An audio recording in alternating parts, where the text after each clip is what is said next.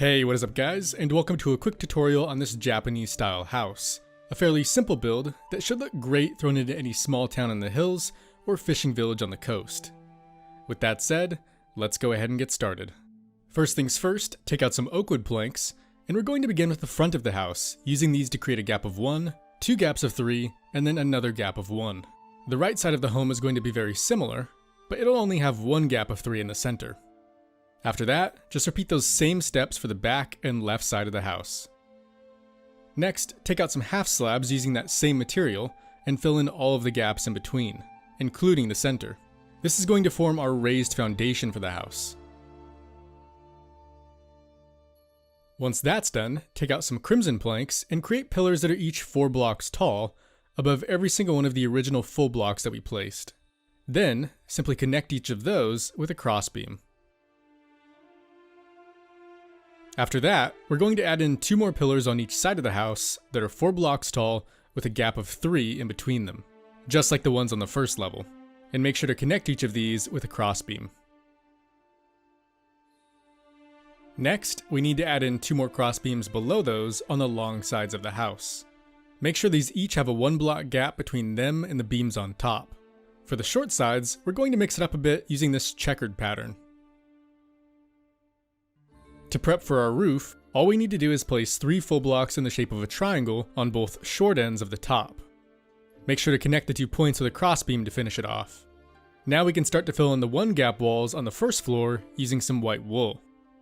Make sure to leave the middle left gap open for a door, and then go ahead and place a row of white wool on the bottom middle right and sides of the house, as well as the middle right of the back, so that in total we have 2 spaces for doors and 4 for windows. After that, go ahead and fill in the remaining gaps using your white wool on the short sides of the second floor. Before starting on our roof, the last thing we need to do is place 1 more crimson plank in each corner between the first and second floor of the house. Now you can take out some dark prismarine stairs and add a row of these above the blocks we just placed, making sure that each side has an overhang of 1. Then repeat this 2 more times sloping downwards.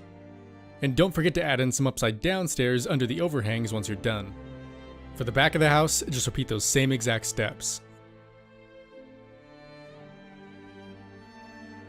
To connect each roof, simply place 2 stairs on either side going upwards with a full block at the top, remembering to smooth it out with upside down stairs on the bottom and another full block below the top. Once again, simply repeat those steps for the other side. Now to give it more of that Japanese look, we're going to add in a second roof on the bottom. For this, start by placing these 2 corner stairs with full blocks, and then connect them with a line of half slabs. Next, place a row of 9 normal facing stairs below that, remembering to fill in the underside with upside down stairs to finish it off. And make sure to do the same thing on the other side. To set up some more detail on the second floor, we'll start by creating 3 gaps of 3 using some crimson planks on the front and back of the house. These are going to act as air vents later on. Now that those are in, we can take our dark prismarine stairs back out and add in 3 more rows with a 1 block overhang on the front of the house. We'll also add in some more upside down stairs below these too. Just make sure that the one below the top faces outwards towards you. Then repeat those same steps on the back of the house.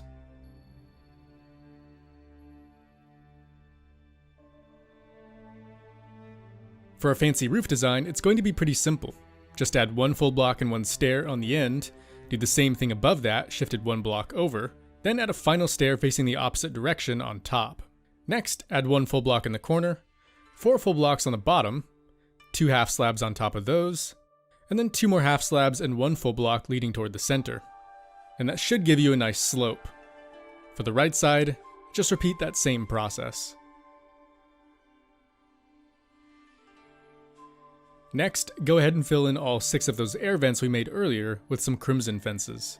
After that, take out some birch trapdoors for the front entrance, and place these so that you have a screen door that's 3 blocks tall and 2 blocks wide, with a space for you to pass through on the right. Then do the same thing for the back door. For the window on the left, simply fill in the empty space with acacia trapdoors. Then do that same thing for the back and front windows. For the window on the right, feel free to mix it up a bit using some birch trapdoors just to give the build a little more variety.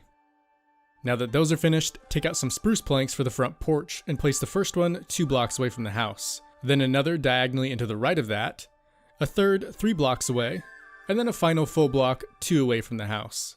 Then go ahead and fill in the empty spaces with half slabs, remembering to have the middle 3 touching the ground to act as stairs. For some additional support, grab some dark oak fences and place 2 pillars that are each 3 blocks tall on both sides of the porch. Then add in 2 rows of half slabs and 2 rows of full blocks on top to form the roof, once again using dark oak wood for your material. And keep in mind that for the last row you will need to remove some of the prismarine. Also, feel free to toss in a couple more half slabs on top, just to give the roof a bit more detail. The back porch is going to be very similar, however it's only going to be 1 block away from the house and 5 blocks wide instead of 7. And for the roof, just do 1 row of half slabs and 1 row of full blocks, replacing the prismarine. After that, take out some spruce wood stairs and put 1 of these on the face of each of those original full blocks to give the house some more support. Once that's done, we'll add in a flower box under each of the windows. These are made out of 2 dark oak full blocks connected by a half slab, with 3 grass blocks on top, surrounded by dark oak trapdoors.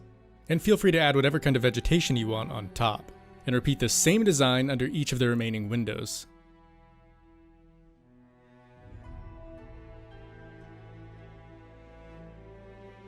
Next, make sure to throw a couple lanterns around the house, just to make sure it's not so dark at night. And finally, one more thing you can do to the roof to give it a bit more detail is to replace the middle stair above and below each vent with a half slab, so that those windows appear just a little more shapely. Don't forget to do this on both sides. And there you have it, that's going to do it for this tutorial, so thanks for watching, hopefully you found the video helpful, and as always, I will see you in the next one.